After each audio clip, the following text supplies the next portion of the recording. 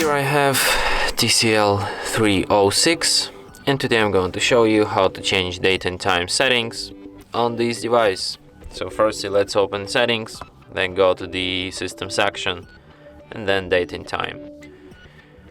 By disabling automatic date and time, you can change date here, you can change time here, you can also change your time zone, but firstly disable use network provided time zone feature.